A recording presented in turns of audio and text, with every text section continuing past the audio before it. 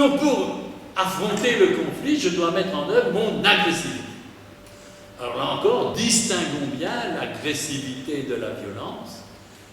L'étymologie est intéressante. L'étymologie du mot agressivité vient du verbe latin ad gradi, qui signifie avancer vers, ad gradi.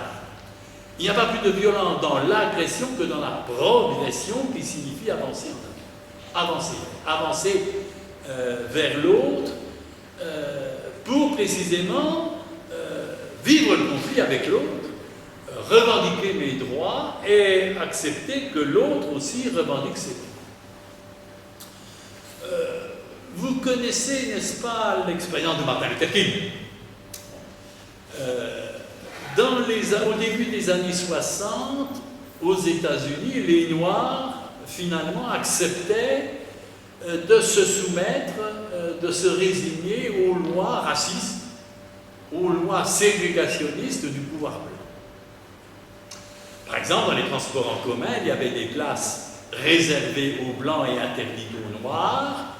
Et lorsqu'une place était vacante et qu'un noir s'était assis sur ce siège, eh bien, il devait, lorsqu'un blanc le lui demandait, se lever et c'était ça. Un soir, une femme, revenant fatiguée d'une journée de travail, s'assied précisément dans un autobus à une place réservée aux blancs, et à l'arrêt suivant, un blanc monte et lui demande de céder sa place. Et tous les autres jours, elle cédait sa place. Et cette fois-ci, elle refuse. Elle reste assise. On appelle le conducteur de l'autobus qui demande à cette femme noire de céder sa place. Elle refuse, elle reste assise. On va chercher le policier du quartier qui intime l'ordre à cette femme de se lever et de céder sa place. Elle refuse, elle reste assise. Elle est emmenée au commissariat, inculpée. Et les Noirs du quartier qui apprennent l'incident se réunissent et se disent, cette fois-ci, nous n'allons plus continuer à subir quotidiennement l'humiliation qui nous est infligée. Et ils vont décider d'organiser le boycott des autobus de Montgomery. Cette femme noire, vous l'avez reconnue, il s'agit de Rosa Parks. Et les Noirs vont demander au jeune pasteur qui vient d'arriver, frémoulu de l'université de théologie, d'être, comme ça se passe dans les communautés noires, le porte-parole de la communauté. Là encore, vous l'avez reconnu, c'est Martin Luther King. Il n'a pas choisi la non-violence, c'est la non-violence qu'il a choisie, et l'expérience montrera que c'est un bon choix. Alors, Martin Luther King croyait qu'il allait être possible de trouver un compromis très rapidement avec les Blancs, mais cela n'a pas été possible et le boycott va durer pratiquement 1 an. Et après 1 an de boycott, les propriétaires des moyens de transport en commun vont accepter de négocier, je dirais, parce que cela mettait en cause leur propre intérêt. Le boycott touchait leur intérêt. Et il était donc de bonne guerre de négocier pour pouvoir normaliser la situation. Donc Martin Luther King, en quelque sorte, et les Noirs, et Rosa Parks d'abord, vont créer le conflit. Dans une situation d'injustice, il faut créer le conflit. Bon, si je prends l'image classique, n'est-ce pas, du maître et de l'esclave, tant que l'esclave est soumis au maître, il n'y a pas de conflit. C'est la paix sociale, c'est l'ordre établi. Il n'y a de conflit qu'à partir du moment où l'esclave se lève et s'avance vers, ad gradi, s'avance vers, fait preuve d'agressivité envers son maître pour revendiquer sa liberté, sa dignité et tous ses droits. Donc créer le conflit pour pouvoir mener une lutte pour l'injustice. Donc la lutte est tout à fait, effectivement, une dimension nécessaire de l'existence. Les opprimés ne peuvent recouvrir leurs droits qu'en organisant une lutte contre les oppresseurs. Distinguons bien, là encore, violence et lutte. Pendant longtemps, la lutte des classes a été considérée comme une expression de violence, notamment par les églises. Les évêques pendant très longtemps, ont condamné la lutte des classes et préconisant la réconciliation des classes, et même l'amour des classes, n'est-ce pas, pourquoi pas. Un cardinal prêchait la résignation des pauvres, la charité des riches et le bonheur de tous. Imbécile. On disait que c'était une haine que de pratiquer la lutte des classes, mais pas du tout.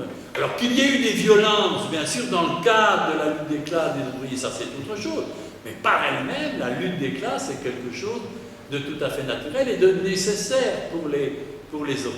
Et ce n'est pas être marxiste, pas de stricte obédience, que de reconnaître la nécessité de la lutte sociale de ceux qui sont opprimés par la société. Et donc, il faudra aussi mettre, on sait, toujours dans un rapport de force. Là encore, distinguons bien la force de la violence. La violence n'est qu'une expression de la force, je dirais même une expression pervertie de la force. Nous sommes dans des rapports de force. Simone Veil, la philosophe, non pas la femme politique, la philosophe Simone Veil disait que l'injustice est un déséquilibre des forces. Et il faudra donc que ceux qui subissent l'injustice créent un nouveau rapport de force, cherchent l'équilibre des forces. C'est le symbole de la justice, le plateau de la balance en équilibre. Donc créer un rapport de force qui permette effectivement la justice, de créer des rapports de justice entre tous les partenaires du conflit. Je citais Martin Luther King, je voudrais citer César Chavez. Je ne sais pas si le nom de César Chavez vous est connu, il est beaucoup moins en Europe, même si aux États-Unis il est aussi connu que celui de Martin Luther King. César Chavez a été le leader, il est mort il y a quelques années maintenant, le leader des travailleurs agricoles aux États-Unis. Les travailleurs agricoles, c'était le type même, n'est-ce pas, de la population inorganisée et surexploitée. C'était ces hommes et ces femmes qui faisaient les récoltes dans l'agribusiness, dans ces immenses champs, de tomates, de salades, ou ces vignobles. Et la plupart d'entre eux étaient d'origine latino-américaine et principalement mexicaine.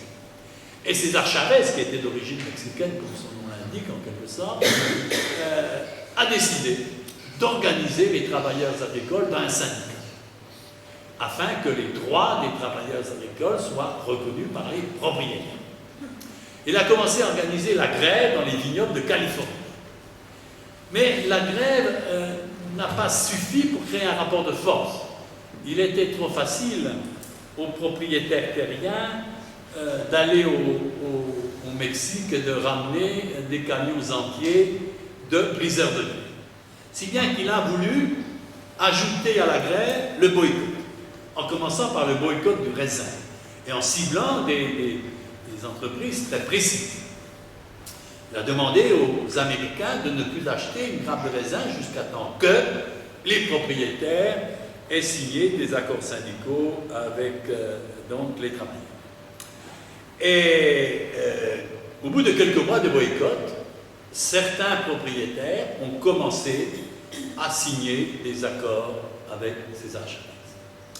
Et lorsque j'ai rencontré César Chavez en Californie en 1973, sur le front de la lutte qui continuait, boycott et grève, mais alors que déjà certains propriétaires avaient signé des accords, je lui ai demandé, César, si des propriétaires sont venus s'asseoir avec toi à la table de négociation, est-ce que c'est parce que tu as touché le cœur des propriétaires? On dit souvent, n'est-ce pas, que la non-violence est un appel à la conscience pour convertir l'adversaire, un appel à la raison pour le convaincre. Pour une part, oui, mais la plupart du temps, l'adversaire ne se laissera pas convertir, il ne se laissera pas convaincre. Et donc César Chavez m'a dit, oui, nous avons touché le cœur des propriétaires, parce que le cœur des propriétaires, c'est leur portefeuille, et le boycott a touché le portefeuille des propriétaires. Donc c'était parce qu'ils avaient compris que c'était là encore leur intérêt de négocier. Ils n'étaient pas touchés par la justice, mais touchés par le manque à gagner qui résultait du boycott. Donc ils ont négocié parce qu'ils ont compris qu'il était de leur intérêt de négocier et de reconnaître un syndicat. Donc, rapport de force crée un pouvoir. Martin Luther King a très rapidement accepté la notion de Black Power, de pouvoir noir, de créer un pouvoir pour s'opposer au pouvoir de ceux qui sont responsables de la justice.